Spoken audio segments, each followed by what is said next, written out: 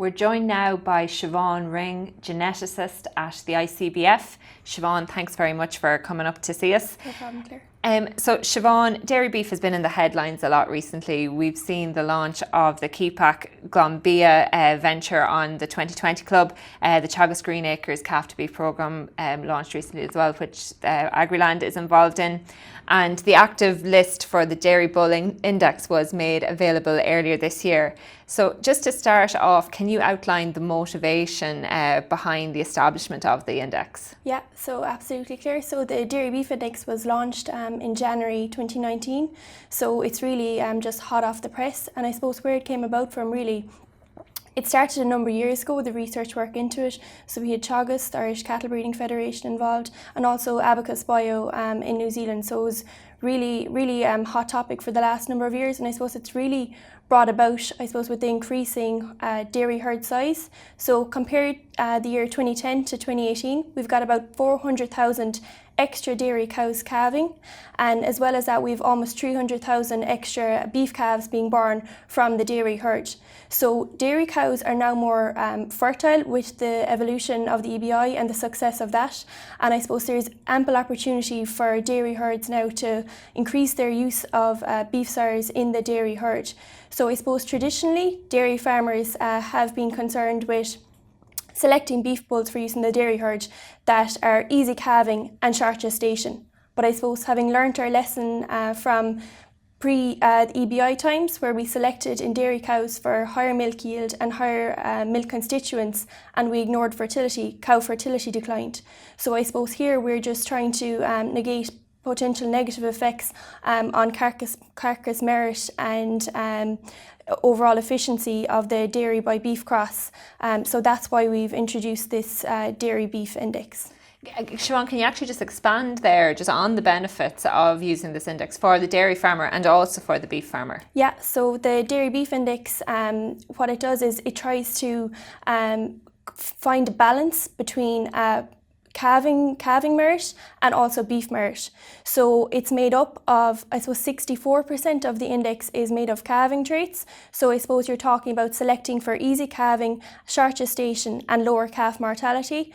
And in terms of the beef value side then, we're looking at increasing our carcass weight, improving carcass conformation, lower fat and improved feed efficiency. So I suppose in terms of the dairy farmer, what the benefits for them is that it's simple identification of your easy calving, short gestation beef bull, but also it helps to identify those progeny that will then subsequently be more saleable because they are going to generate more profit at slaughter. So you're talking about a more reliable beef market, if you say. I suppose this year is really, really kind of would make you think of it, when calf price was so low that, dairy farmers wanted to get the calves out of the yard. And I suppose having a market there for your calves is just so important. In terms of the beef farmer then, they're the ones that are reaping the rewards in terms of the higher carcass merit. So if we compare the progeny performance of bulls that have been most used in dairy herds, so over the past number of years, and compare bulls that were at the top of the dairy beef index in January, we're talking about a 17 kilo higher carcass weight on average and also 1 grade higher. So that equates to about €105 extra additional profit for the beef farmer just by a dairy farmer using those top dairy beef index bulls compared to where they were selecting for simply easy calving, short gestation with no cognizance of the beef merit of the cattle.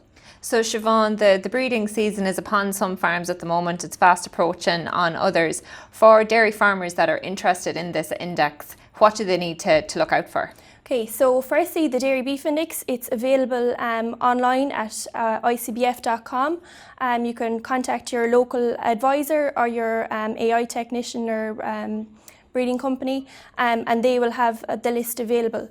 So the Dairy Beef Index, it's in euro figures, so the same as the EBI, with €1 increase equating to €1 additional profit compared to the average performance of Holstein Friesian. So we'll say a bull that has a dairy beef index of €100, compare that to a bull with a DBI of €20, the bull with the €100 DBI will have €80 more profit than the other bull. So I suppose that should be influencing your decisions when you're picking bulls. And then I suppose if you want to have the most profitable progeny, it is to select the bulls that have the highest dairy beef index.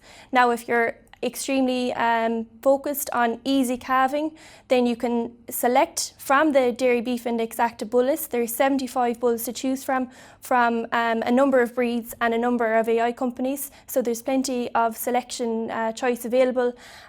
So if you're looking for your easy calving, within that you can see bulls that are easy calving and have the short gestation. But because they're on that list, they're also good on beef merit. Siobhan, the active bull list was just made available in the last few months, but what is the uptake? I know it's only in its infancy at the moment, but what has the uptake been like so far? Yeah, so as you say, the breeding season is only coming upon us, so really I suppose the fruits of our labour will only be seen in the next couple of months. But the feedback on the ground is certainly very positive, particularly with the year that we've had so far with, I suppose, Frisian bull calves, making headlines for being sold for less than €1 in some cases. So I suppose dairy farmers this year are really focused on getting a value-added calf.